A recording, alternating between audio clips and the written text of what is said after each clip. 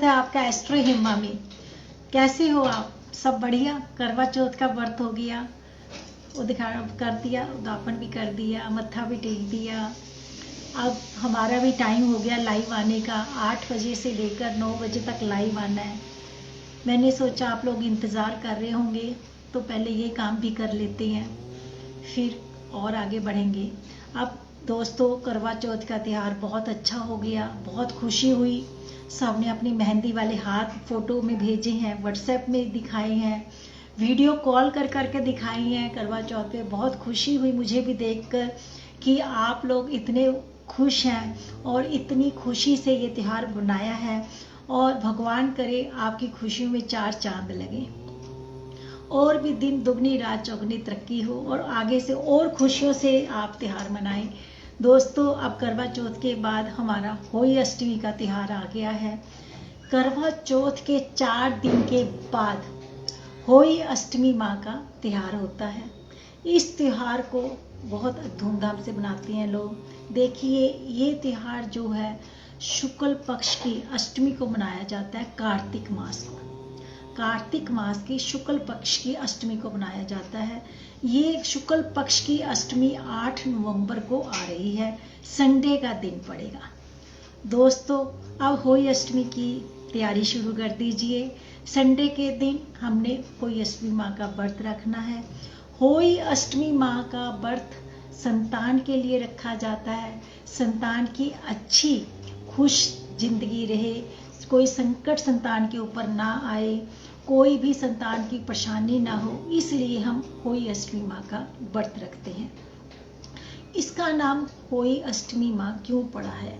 क्योंकि होली का मतलब है अनहोनी ना हो, कोई भी अनहोनी ना हो, इसलिए होली अष्टमी माँ रखी गई है।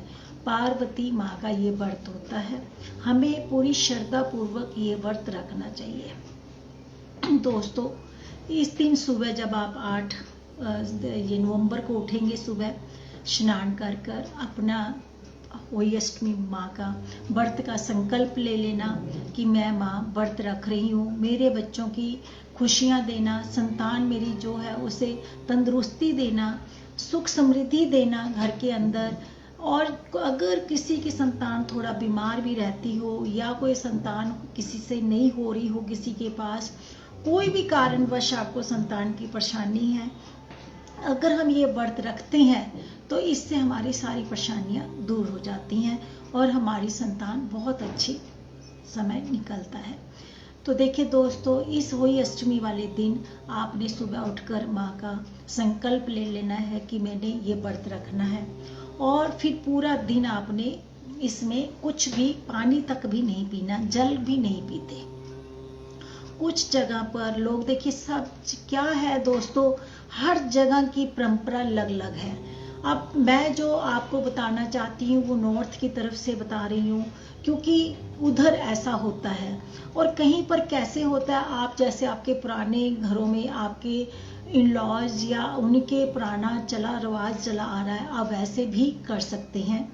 पर मैं जो आपको बताना चाह रही हूँ, हमारे नॉर्थ की तरफ ऐसे व्रत होता है। सुबह जब लोग व्रत रखते हैं तो वो ब्रह्म मुहूर्त में उठकर कुछ सारंगी खा लेते हैं। सारंगी उसको बोलते हैं जो फलाहार भोजन होता है। कुछ वो फल वगैरह का भोजन या मीठा दूध का जो बना हुआ खाना होता है वो खा लेते हैं। कुछ अपनी इच्छा से सूर्य उदय होने से पहले पहले सारा इसमें जो भी खाना पीना होता है वो खा लेते हैं और फिर इसको हम सारंगी बोलते हैं। खाने के बाद उसके बाद हम सो जाते हैं और सुबह उठकर हम अपना संकल्प ले लेते हैं कि होली अष्टमी माँ, हम आपका व्रत रख रहे हैं, हमारे सारे घर में खुशियाँ देना, मेरे बच्चों की तंदुरुस्ती देना, सेहत अच्छी रखना, उनको हमेशा कामयाबी देना।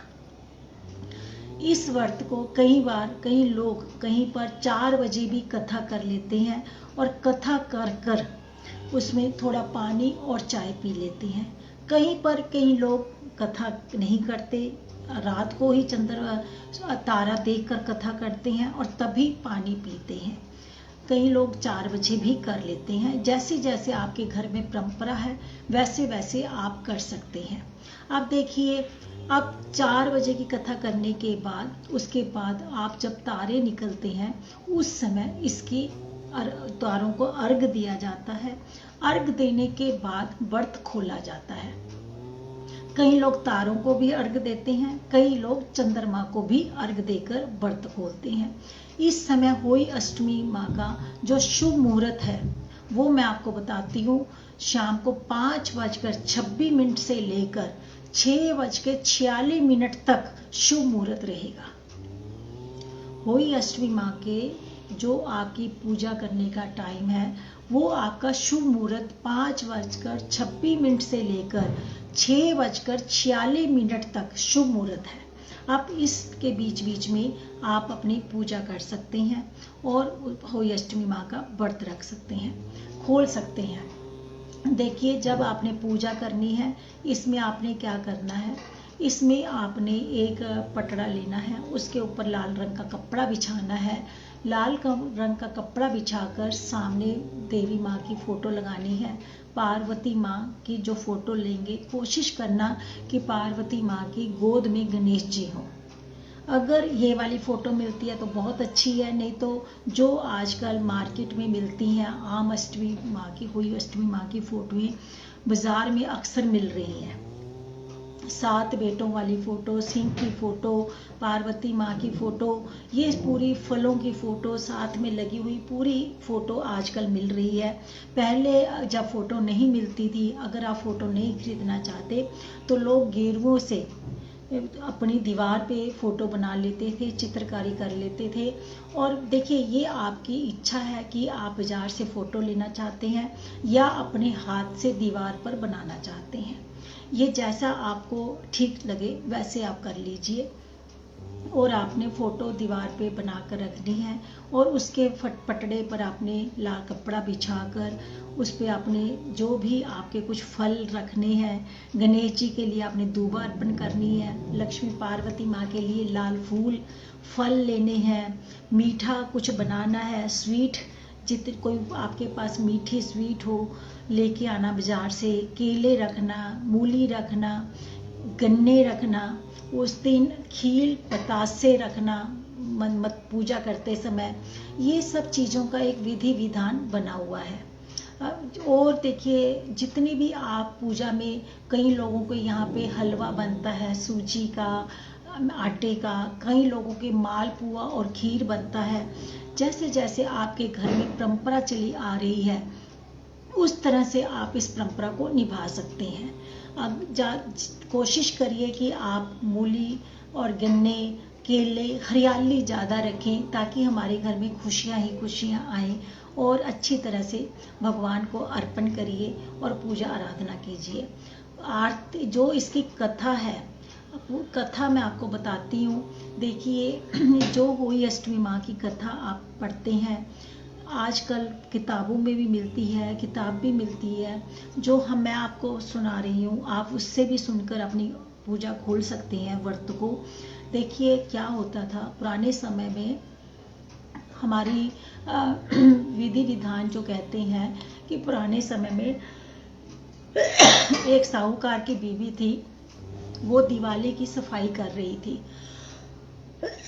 जब वो दिवाली की सफाई करने के लिए उसने घर को लीपने लगी तो वो दूर कहीं जाकर मिट्टी को खोदने के लिए मिट्टी लेने गई। जब वो मिट्टी लेने गई तो जैसे ही उसने कही को चलाया तो वो सिंह का बच्चा था, कही उसकी गिर गई, जिससे वो मिट्टी खोद रही थी। वो वाला औजार उसका गिर गया और वो वाला औजार वहां पर गिरा जहां पर शेरनी ने बच्चे दे रखे थे। जैसे ही वो औजार गिरा तो वो बच्चे के ऊपर गिर गया और ऑन द स्पॉट बच्चे की डेथ हो गई। जैसे ही साहूकारनी ने देखा कि बच्चे की डेथ हो गई, वो एकदम से बुंदला गई और वो बहुत पश्चाताप करने लग गई। अब उसके हाथ में कुछ नहीं था, उसके हाथ में कोई भी चीज़ नहीं थी कि वो क्या करे। अब बच्चे की डेथ हो गई है।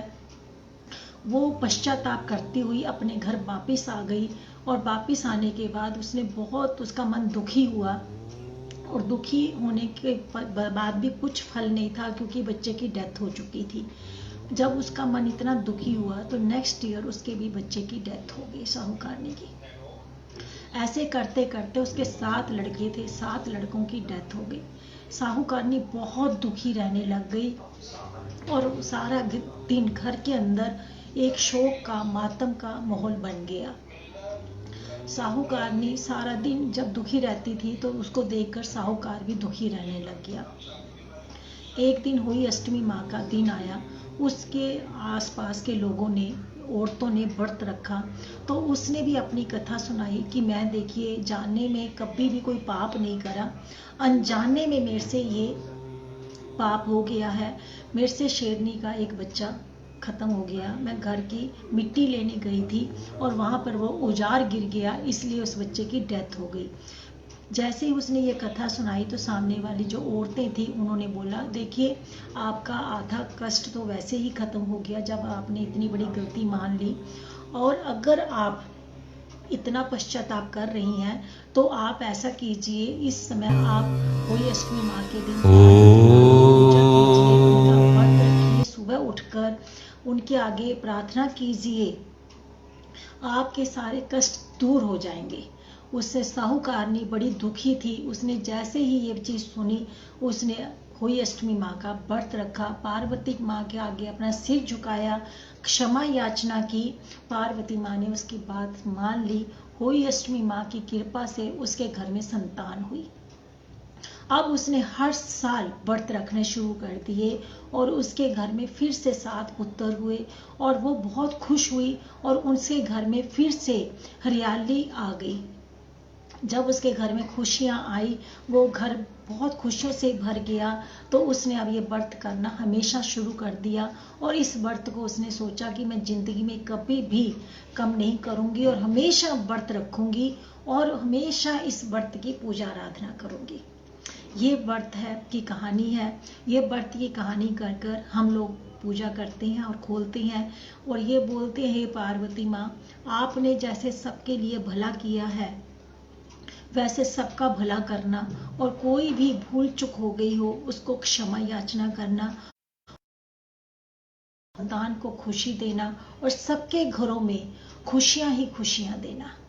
कोई भी किसी से भूल हो गई हो, कोई भी अपराध हो गया हो, उसको क्षमा कर देना। इस तरह से अपने सिर को झुकाकर पार्वती माँ के आगे क्षमा मांगिए और उनके आगे क्षमा याचना करने के बाद अपना व्रत, अपना जो पूजा की हुई है आपने, ऊपर तारे जहाँ पर भी आपके तारे दिखते हैं, 1 लोटा जो जल आपने पानी का भरा हुआ है उसको लेकर जाइए और तारे को अर्घ दे दीजिए। और जब तारों को आप अर्घ दे देंगे, इससे आपके पूजा का व्रत खुल जाएगा। आप देखिए, जो इस समय आप अर्घ देते हैं, पानी जल लोटे में लेके जाते हैं, इस समय तांबे के लोटे में जल नहीं लेते, उसका मिट्टी के लोटे का इस समय बहुत महत्व माना जाता है। जब भी हम तारे या चंद्रमा को अर्घ देते हैं, जो हुई अष्टमी माँ और करवा चौथ का होता है, इसको मिट्टी का जो बर्तन होता है उससे ही आपको पानी जल अर्पण करना चाहिए, ये शुभ माना जाता है। देखिए दोस्तों, आप इस तरह से अपने व्रत को खोलें और भगवान की कृपा अपने ऊपर सदैव आपके ऊपर रहे और आपके संतान हमेशा खुशियों से भर जाए। देखिए, आपने इतनी ज़्यादा मुझे वेरी गुड, मुझे बहुत अच्छा लगा, मैं देख रहा हूँ बहुत अच्छा लगा, आप लोग सब कुछ बोलते हैं, बहुत अच्छे अच्छे कमेंट्स देते हैं, बहुत अच्छी अच्छी व्हाट्सएप पे वीडियो भेजते हैं, बहुत ही अच्छी बातें हैं। आपके घर में खुशियाँ रहें। मेरा हमेशा भगवान से, हमेशा यूट्यूब चैनल मेरा जो है वो हमेशा खुश रहे। जो भी मुझे देखते हैं, जो भी मुझे वॉच करते हैं, जो भी मेरे नियमों पे चलते हैं, जो भी मैं छोटे छोटे घरेलू नुस्खे बताती रहती हूँ, उनसे वो आप उनको करके टिप्सों के आप उससे करने से आपके घर में खुशियाँ आ रही हैं, तो उससे ज़्यादा मुझे खुशी कहाँ से मिल सकती है। दोस्तों, मुझे इतना अच्छा लगता है जब आप ये लोग बोलते हैं मुझे ये करने से मुझे ये अच्छा नौकरी मिल गई है, मेरी शादी हो गई है, मेरा लाइफ पार्टनर आगे से बदल गया है, घर में क्लेश खत्म हो गया है। दोस्तों, ये छोटी छोटी बातें होती हैं जिनको करने से आपके घर में अगर खुशी आए तो उस चीज़ों को करने में कोई बुराई नहीं है। क्योंकि जब हमारा मन शांत रहेगा, हमारे घर में कलह क्लेश नहीं होगा, हम खुश रहेंगे, तभी हमारे घर में बढ़ोतरी होगी और हमारा और काम करने को मन करेगा। जब घर के अंदर कलह क्लेश रहता है तो जो काम आपने करना भी है वो भी काम आपके खराब हो जाते हैं। इसलिए अगर हमारे घर में छोटे छोटे टिप्स करने से, छोटे छोटे उपाय करने से घर में खुशियां आ जाएं, इससे अच्छी क्या बात है। दोस्तों, मुझे बहुत खुशी हुई, आपने करवा चौथ की बहुत सारी वीडियोस भेजी हैं, बहुत अच्छी मुझे सारी आपकी मेहंदी लगी। जिन्होंने भी मुझे दिखाई मैंने वैसे उसी समय जवाब दिए हैं।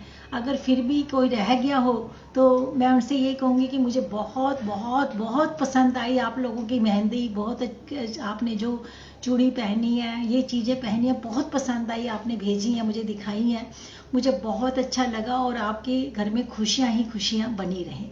दोस्तों, आप लोगों को अगर मेरी ये वीडियो पसंद आती हैं तो आप इसे लाइक करें, शेयर करें, सब्सक्राइब करें। अगर आपने भी अपने बारे में कुछ पूछना चाहते हैं मेरे से तो मेरा यूट्यूब चैनल पे एस्ट्रो हेमा चैनल है, उसके कमेंट्स बॉक्स में जाकर आप अपनी डेट ऑफ बर्थ, टाइम, जगह लिख कर भेजें। मैं आपकी अगर कुंडली को दिखाना चाहते हैं तो फ्री ऑफ कॉस्ट कुंडली देखकर बताऊंगी, या अगर आपके जीवन में कोई कष्ट है तो वो भी आपको सारे आपके कष्टों को दूर करूंगी। दोस्तों, मैं आपसे विदा लेती हूँ। आप सबको मेरा नमस्कार।